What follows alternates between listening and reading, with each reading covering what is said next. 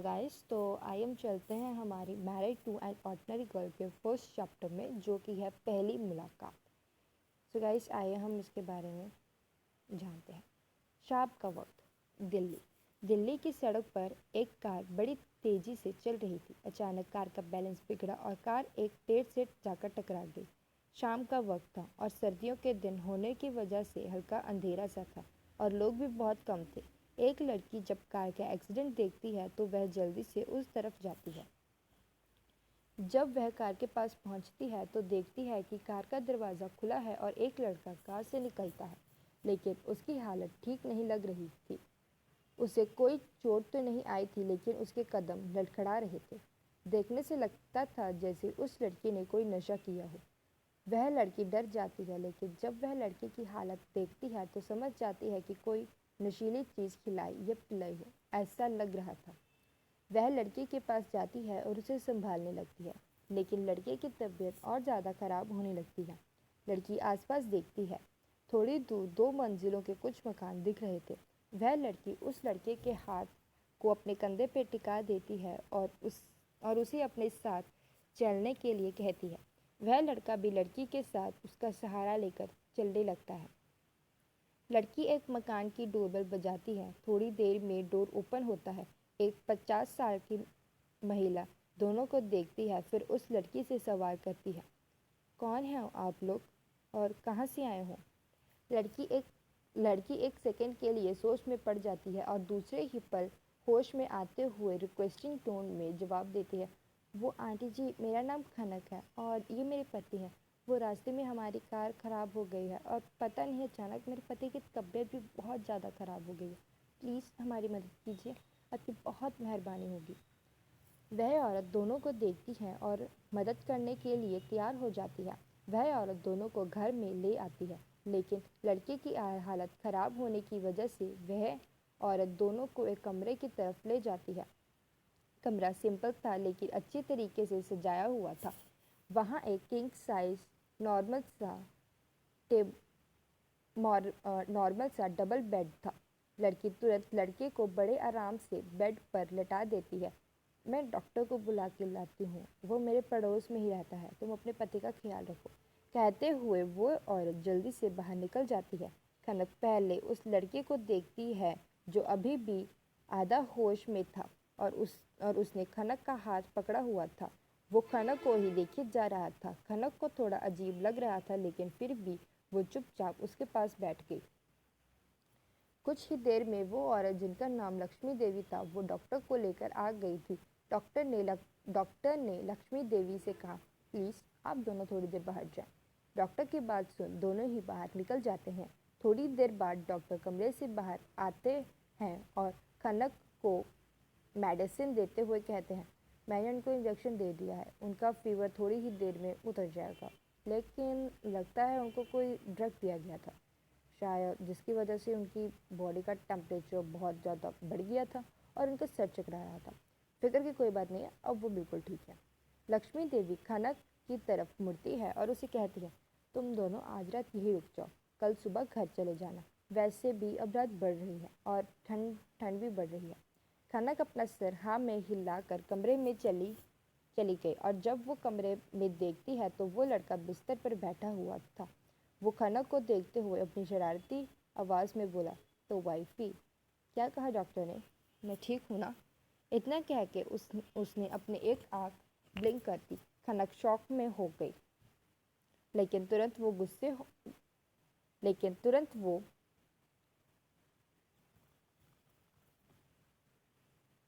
लेकिन तुरंत वो गुस्से होकर अपने आप से बोली, क्या मुसीबत है, बड़ी हेल्प करने चली थी, खुद ही फंस गई। फिर उस लड़के की तरफ देख के बोली, मैं आपकी वाइफ ही नहीं हूँ, मुझे बोलना पड़ा ऐसा ताकि हमें हेल्प मिल सके। और अगर आप ठीक हो गए तो और अगर आप ठीक हो गए हाँ तो चलिए यहाँ से, आप अपने घर जाइए और मैं अपने घर। तभी दरवाज़ा नॉक होने की आवाज़ आती है और लक्ष्मी देवी अंदर आके खाने की 2 थालियाँ कॉफ़ी टेबल पर रखती है और नज़र घुमाकर लड़के को देखती है और उसे पूछती है, कैसी तबीयत है अब आपकी?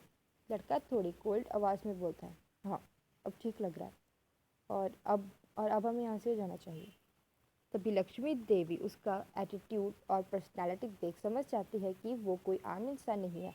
वो थोड़ा सा हिचकिचाते हुए बोलती है, माफ़ करना, आप शायद यहाँ एडजस्ट ना कर पाएँ, लेकिन अभी आपकी तबीयत ठीक नहीं लग रही, ऊपर से आपके साथ आपकी पत्नी भी है, आप चाहे तो सुबह चले जाइए। वो लड़का बोला, मैंने अपने सिस्टर को इन्फॉर्म कर दिया, वो लोग आते ही होंगे, हमें एक घंटे में यहाँ से निकल जाए, और थैंक यू फॉर हेल्प।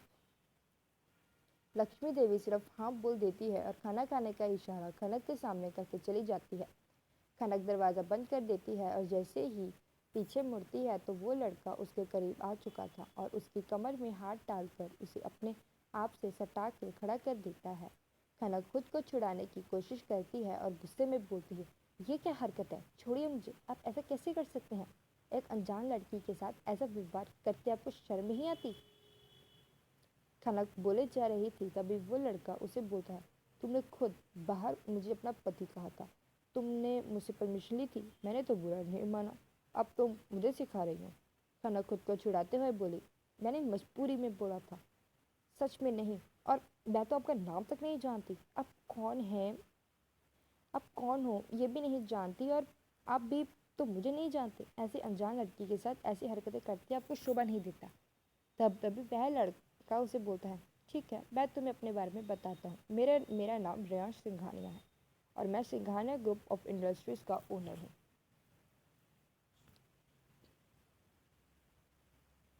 अभी तक मैं सिंगल हूँ, अब चलो अपने बारे में बताओ जल्दी से। खनक गुस्से में जवाब देती है, तो मैं क्या करूँ और मैं क्यों बताऊँ अपने बारे में, मुझे ना ही आपके बारे में कुछ जानना है और ना ही मुझे अपने बारे में आपको कुछ बताना है। आप अब बिल्कुल ठीक हो चुके हों, तो अब यहाँ से आप अपने घर जाएं और मैं अपने घर जाऊंगी, उसके बाद हम दोनों एक दूसरे के अनजान हो जाएंगे। तभी रियांश खनक को फ्रीक करता है और उसे कोल्ड वॉइस में बोलता है, वो तो मैं डिसाइड करूँगा कि तुम कहाँ जाओगी, तुम अपनी मर्ज़ी से मेरे पास आई थी लेकिन मेरी मर्ज़ी के बगैर तुम जा नहीं सकती। खनक डर से शॉक होकर रियांश को देखने लगती है। अब उसे डर लगने लगता है और वो बाहर जाने के खनक डर से शॉक होकर रियांश को देखने लगती है और अब उसे डर लगने लगता है और वो बाहर जाने को आगे बढ़ती है, लेकिन वो बाहर नहीं जा पाती क्योंकि रियांश ने उसका हाथ पकड़कर अपने पास खींच लिया और उसे पकड़कर अपने साथ बेड पर बैठा लिया। रियांश ने खनक को अपनी गोद में बैठा लिया और उसे अपने आप से चिपका लिया। उसकी पकड़ खनक पर टाइट थी जिसकी वजह से खनक हिल भी नहीं पा रही थी। खनक रोने लगी थी तभी रियांश ने उसको चुप कराते हुए कहा, चुप हो जाओ, बाहर जो औरत है वो क्या सोचेगी, उसको अगर पता चल गया कि तुमने उससे झूठ बोला तो उसको कितना बुरा लगेगा, तो रोना बंद करो और अच्छे बच्चे की तरह मेरे साथ चुपचाप चलो, अतुल हमें लेने आ रहा है। खनक इस वक्त काफ़ी डर गई थी। उसे नहीं लगा था कि एक अनजान लड़का उस पर इस तरह हक जमाएगा। वो सिसकते हुए बोली, आखिर आप चाहते क्या हैं, मैंने आपकी हेल्प की थी और आप मेरे साथ ऐसा कर रहे हैं, क्यों कर रहे हैं आप मेरे साथ ऐसा। रियांश उसकी आंखों से आंसू पोंछते हुए बोला, फिलहाल तो चाहता हूँ कि तुम रोना बंद करो और इतना समझ लो कि मैं तुम्हें अपने साथ चाहता हूँ, तो मुझसे दूर जाने का ख्याल अपने दिमाग से निकाल दो क्योंकि मैं ये नहीं होने दूंगा। थोड़ी ही देर में वहाँ अतुल आ गया था, साथ में बॉडीगार्ड्स भी थे। बहुत सारी कार्स उसके घर के आगे खड़ी थी। रियांश ने खनक का हाथ पकड़ा और लेकर बाहर आ गया। लक्ष्मी देवी खनक और रियांश को देखकर थोड़ी कंफ्यूज थी क्योंकि खनक एक नॉर्मल सिंपल सी लड़की दिखती थी और वही रियांश एक पावरफुल अमीर इंसान। क्या क्या रियांश खनक को अपने साथ ले जाएगा, क्या है आखिर रियांश के मन में खनक को लेकर, तो जानने के लिए हमारे साथ बने रहिए। तो गाइस ये था हमारा first chapter. So now let's move to the second chapter that is Khanak पहुंचे सिंघानिया विला। तो लेट्स स्टार्ट। अतुल वशिष्ठ, रियांश का पीए। तो गाइस हमने सबसे पहले जाना था हमारे मेन लीड्स के बारे में, हमारे दोनों मतलब खनक और रियांश। सो गाइस अब हमारे पास थर्ड कैरेक्टर भी आ चुका है दैट इज़ अतुल वशिष्ठ जो है हमारे रियांश का PA. Personal assistant. So let's get start. Atul Vashishth Riyansh का पीए था।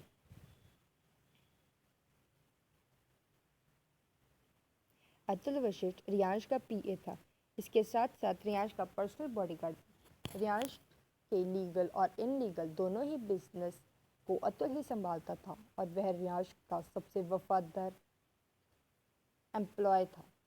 वो तो वहाँ हर वक्त वैसे तो वह हर वक्त रियांश के साथ रहता था, मगर एक इम्पॉर्टेंट काम की वजह से आज वह सिटी से बाहर था और वह कुछ देर पहले ही लौटा था। जब उसे पता चला कि उसके बॉस बिना बॉडीगार्ड्स के ही अकेले निकल गए हैं तो उसने तुरंत एक्शन लेते हुए रियांश की लोकेशन का पता कर लिया और साथ ही जिस डील के लिए रियांश गया था वहाँ किसने रियांश के ड्रिंक स्पॉइल की उसकी जानकारी निकालने के लिए अपने भरोसेमंद लोगों को भी काम पर लगा चुका था। अतुल लक्ष्मी देवी के घर आ चुका था, साथ ही वह बॉडीगार्ड्स को भी लेकर आया था। वह अपने बॉस की सिक्योरिटी को लेकर काफ़ी सतर्क था। अतुल को पहले से पता था उसके बॉस के साथ एक लड़की भी है। ये जानकर उसे बहुत बड़ा शॉक लगा था, पर जब उसने रियांश को खनक का हाथ पकड़ हुए देखा तो जैसे उसे सदमा ही लग गया हो। अतुल के मुंह से एक शब्द भी नहीं निकल रहा था और लक्ष्मी देवी को लक्ष्मी देवी को यह देखकर और भी हैरानी हुई। जब रियांश ने लक्ष्मी देवी का चेहरा देखा तो समझ गया कि उन्हें कुछ गड़बड़ लग रही है। वैसे तो वो दिव्यांश सिंघानिया था, किसी को सफाई देना उसे उसके नेचर में नहीं था, लेकिन खनक के लिए उसे लक्ष्मी देवी को समझाना ही ठीक लगा। मेरी बीवी मुझसे नाराज़ होकर मुझे छोड़कर चली गई थी, इसलिए इसे समझा बुझा कर अपने घर ले जा रहा हूँ। ऐसे पति से अलग रहना अच्छा नहीं होता। थोड़ी नादान है पर समझ जाएगी, रियांश ने लक्ष्मी देवी की तरफ देख के कहा। लक्ष्मी देवी थोड़ा मुस्कुराते हुए खनक की ओर देखते हुए बोली, बेटा ऐसे झगड़ा तो हर पति पत्नी के बीच होता है। ऐसे घर और पति को छोड़ी जाते हो। देखो तुम्हारे बिना उनका क्या हाल हुआ, बीमार पड़ गए थे। वो कितना प्यार करते हैं। तुम्हारे पति तुमसे ऐसा नसीब सबका नहीं होता। अब खुशी खुशी अपने घर जाओ और अपना घर संभालो। मैं भगवान से प्रार्थना करूंगी कि तुम दोनों की जोड़ी हमेशा ऐसे ही बनी रहे। यह सुनकर तो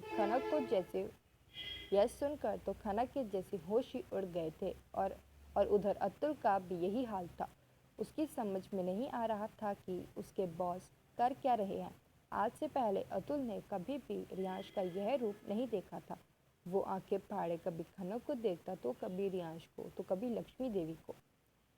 रियांश ने जब देखा कि अतुल कुछ भी रिएक्ट नहीं कर रहा है तो रियांश थोड़ी सख्त आवाज़ में अतुल से बोलता है, मिस्टर अतुल वशिष्ठा, क्या यही रहना है? क्या यही रहने का इरादा है आपका देखने को या फिर आपका देखने को हो गया तो हम घर चलें? अतुल हड़बड़ा कर सिर्फ इतना ही बोल पाता है, जी सर, कार रेडी है। रियांश लक्ष्मी देवी को फिर से थैंक्स बोलकर खनक का हाथ पकड़ बाहर आ जाता है। अतुल एक बेहद ही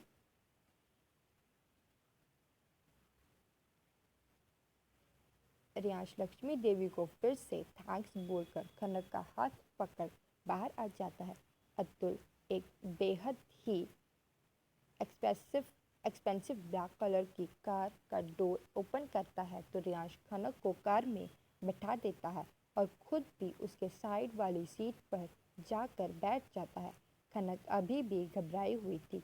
उसकी समझ में नहीं आ रहा था आखिर वो करे तो क्या करे।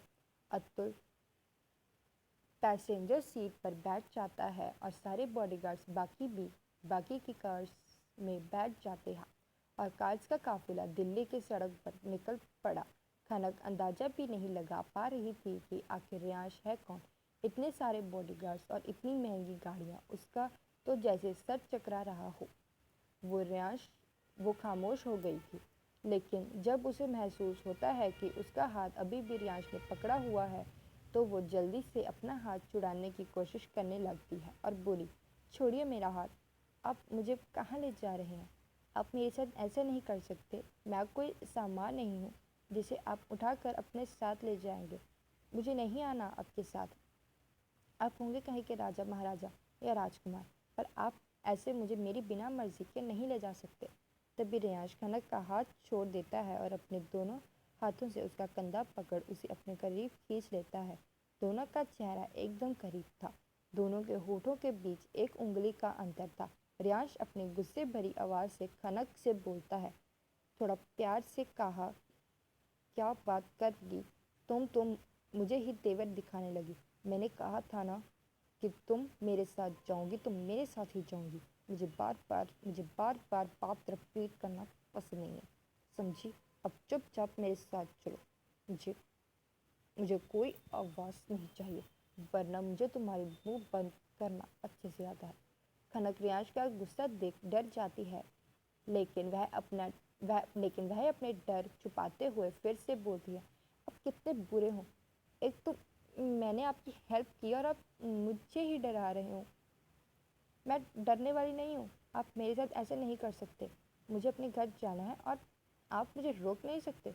अगर आपने ऐसा किया तो मैं आप आ, रियांश ने अपने हाथ से खनक का मुंह बंद कर दिया था और उसकी आंखों में देखते हुए बोला, इस बार आप इस बार अपने हाथों से तुम्हारा मुंह बंद किया है। अगर और बकबक की तो मुझे और तरीके अपनाना पड़ेगा। तुम्हें चुप बैठी तो तुम चुप बैठी रहो। सब रियांश ने शरारती ढंग से मुस्कुराते हुए कहा था, जिससे खनक अंदर तक सिहर गई थी। रियांश ने उसके मुंह पर से हाथ हटाया और सीधा बैठ गया। खनक डर के मारे चुप हो गई और चुपचाप रियांश से दूर जाकर खिड़की से सटकर बैठ गई। उसकी आंखों से आंसू बहने लगे थे। वह बिना आवाज़ किए खिड़की के बाहर देखते हुए रोए जा रही थी और बार बार अपने हाथों से आंसू पोंछ रही थी। करीब 2 घंटे बाद सभी कार एक बहुत ही बड़े विला की एंट्रेंस में आ गई। एंट्रेंस का गेट बहुत ही बड़ा और काफ़ी आलीशान था। देखने में वह किसी महल के गेट की तरह लग रहा था। वह गेट खुला और सभी कार्स विला के अंदर एंटर होने लगी। उस गेट के बाहर नेम प्लेट पर कर्सिव राइटिंग में बहुत ही फैंसी स्टाइल में सिंघानिया विला लिखा हुआ था। खनक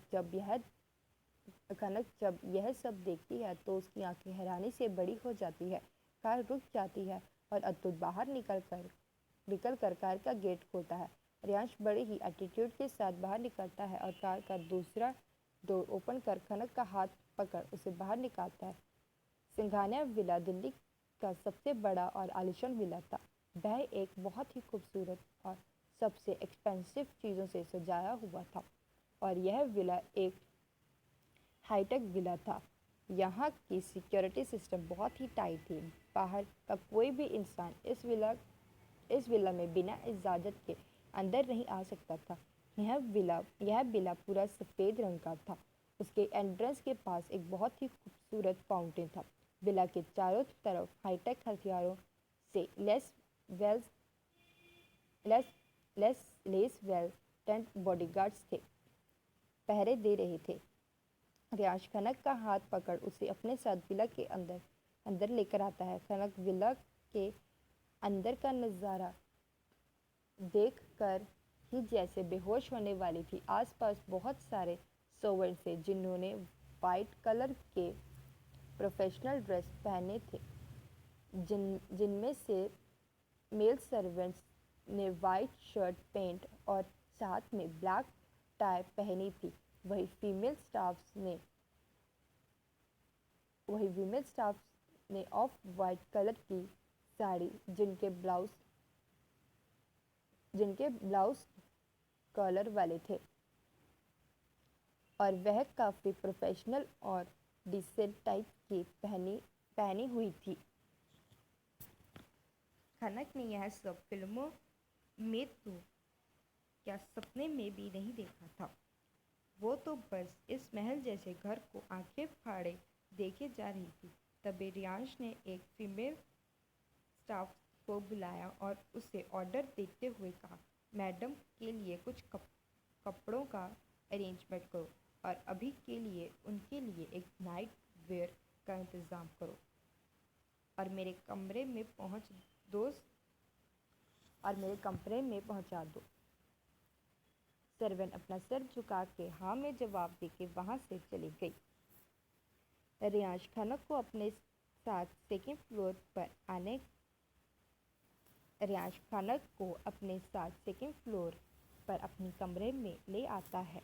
वह कमरे का दरवाज़ा बंद करके खनक को बेड पर बैठा देता है और उसके सामने खड़ा हो जाता है। खनक पहले ही बहुत डरी हुई थी। वह आंखों में आंसू लिए रियांश को देखती है। रियांश उसके आंसू पोंछे हुए उसे थोड़ा सॉफ्ट वॉइस में बोलता है, रोना बंद करो। मैंने ऐसे भी कुछ नहीं किया कि तुम इतना रोने लगी हो। मुझे तुम्हारी आंखों में आंसू अच्छे नहीं लगते हैं। अब रोना नहीं। मैं बस यही चाहता हूँ कि तुम अपनी मर्ज़ी से यहाँ रहो, बिना कोई बिना कोई ना नुक्कड़ के। अगर तुम यहाँ से जाने की ज़िद नहीं करोगी तो मैं तुम्हारे साथ ऐसा ही स्वीट रहूँगा। तो अब जल्दी से जाओ और फ्रेश हो जाओ, फिर हम साथ में डिनर करेंगे। इतना बोल रियांश ने खनक के माथे में एक सॉफ्ट किस की। यह महसूस होते ही खनक की सांसें थम गई और आंखें बड़ी बड़ी हो गई। उसके मुंह से एक चीख निकल गई, आ आ आ।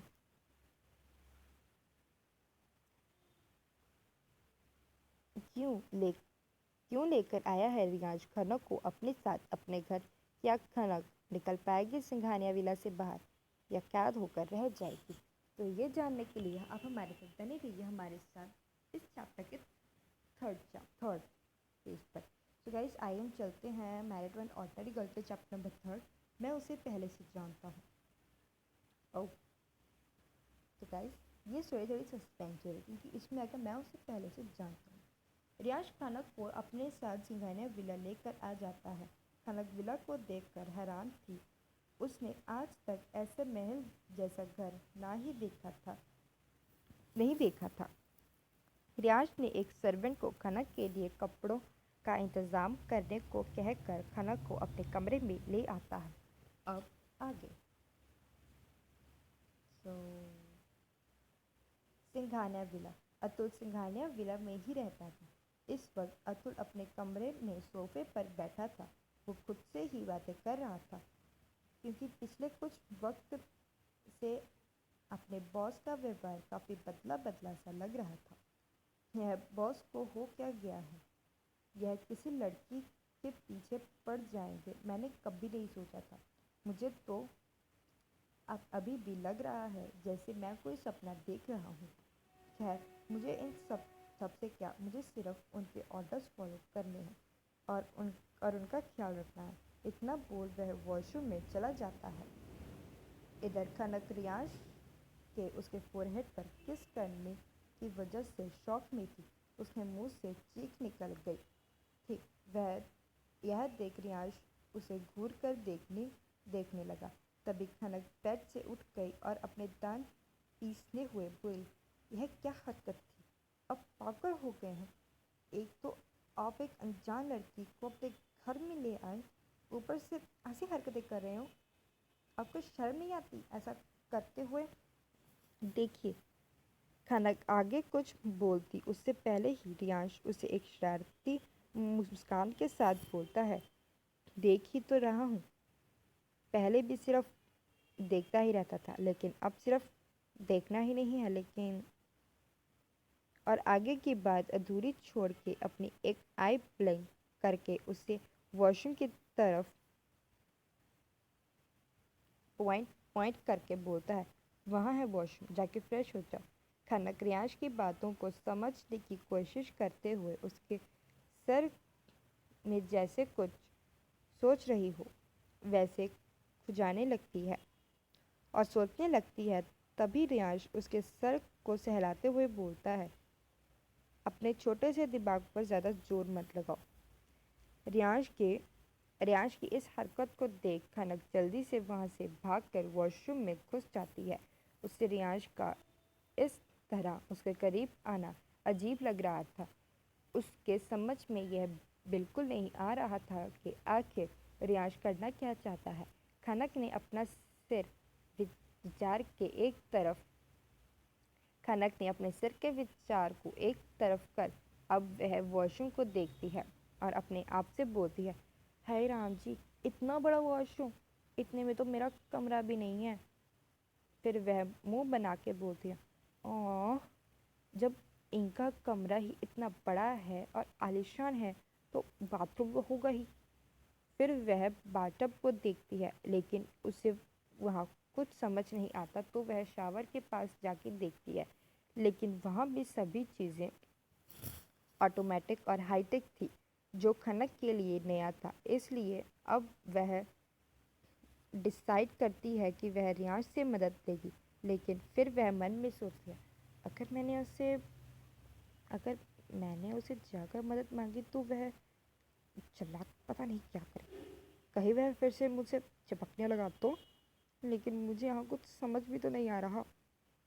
फाइनली वह बाहर जाती है तो देखती है रियांश एक पैकेट लेकर बेड पर रखने जा रहा था। जब रियांश खनक को देखता है तो वो उससे पूछता है, क्या हुआ।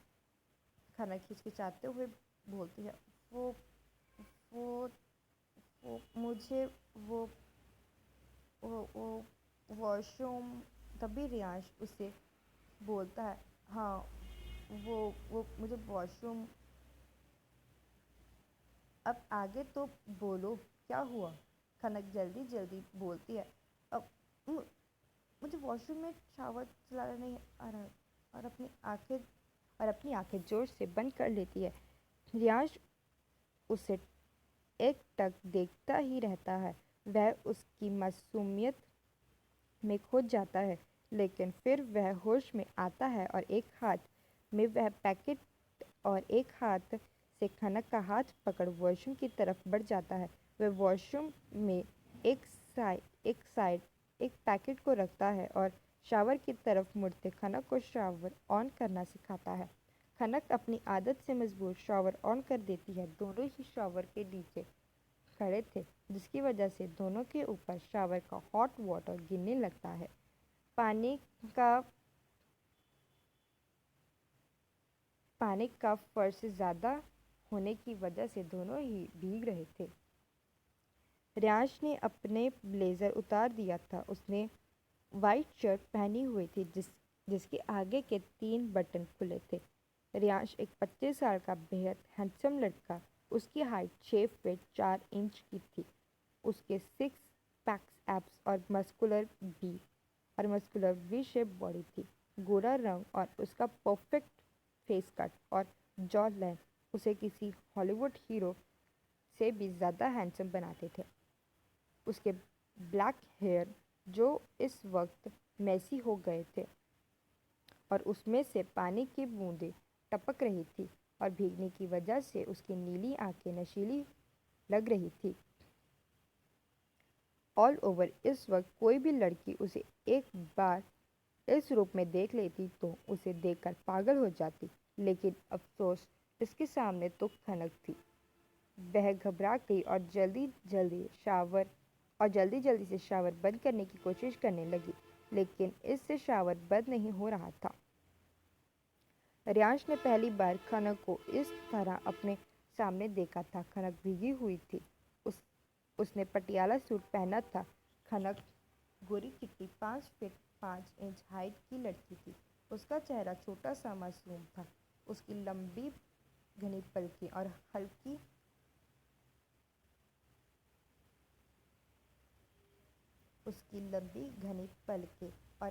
कत्थई रंग की आंखें, पत, पतला परफेक्ट फिगर था और उसके गुलाबी होंठ जो बेहद क्यूट थे।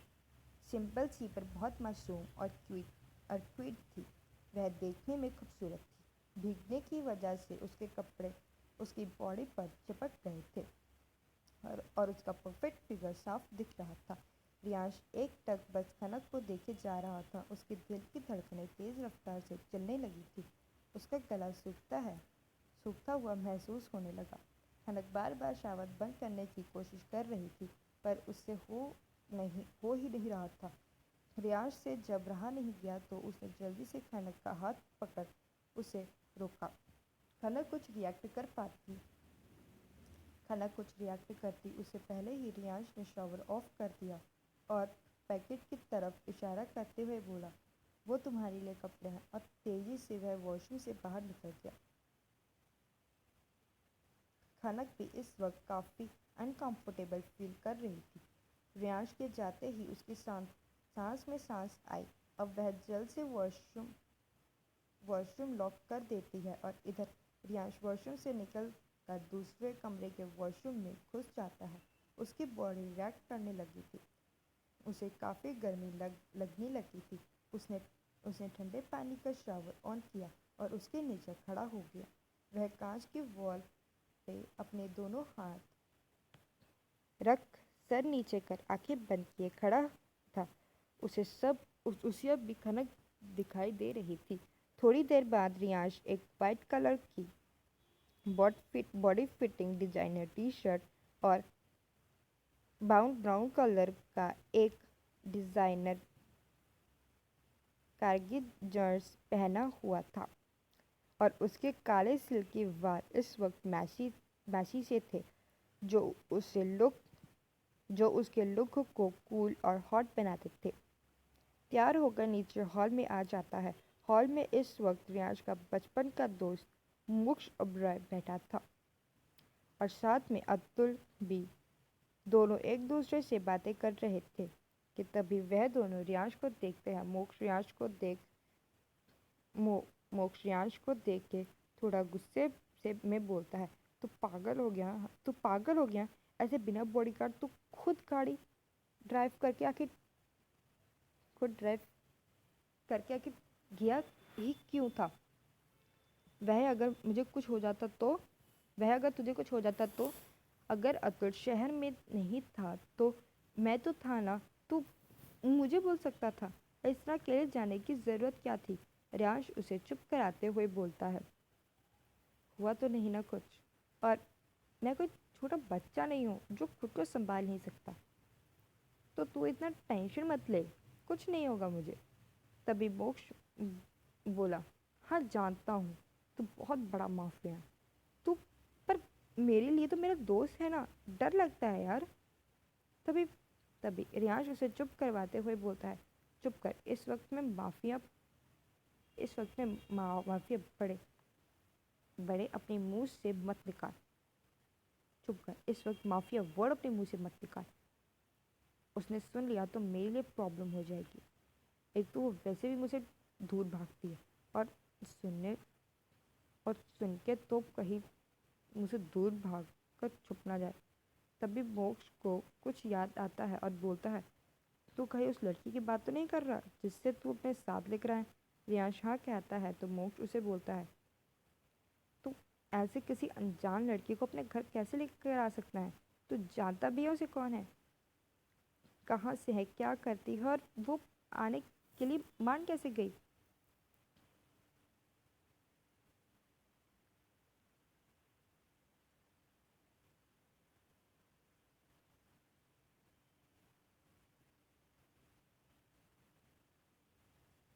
तभी रियांश उसे बोलता है, हाँ मैं उसे पहले से जानता हूँ। यह सुन के तो मोक्ष के जैसे होश ही उड़ गए। वह चिल्लाते हुए बोला, एक बार फिर से बोल, मैंने ठीक से सुना नहीं, क्या बोला तूने?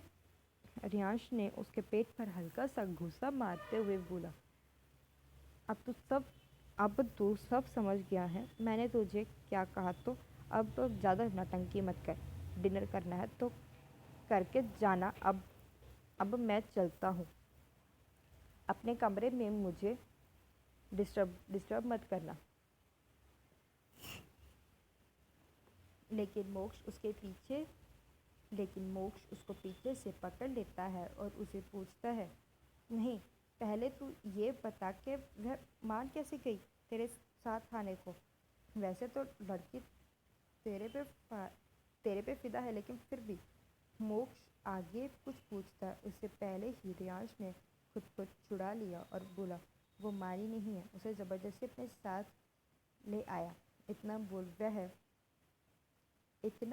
वह एक शरारती मुस्कान के साथ वहाँ से अपने कमरे की तरफ चला जाता है और मोक्ष और अतुल का मुंह यह देख खुला का खुला रह जाता है। आखिर कैसे रियांश खनक को पहले से जानता था? क्या इससे है पहले भी खनक रियांश से मिला है था? क्या रियांश बता देगा अपने दिल की बात खनक को? तो गाइस, जानने के लिए अब हम लोग साथ बने रहिए हमारे स्टोरी में।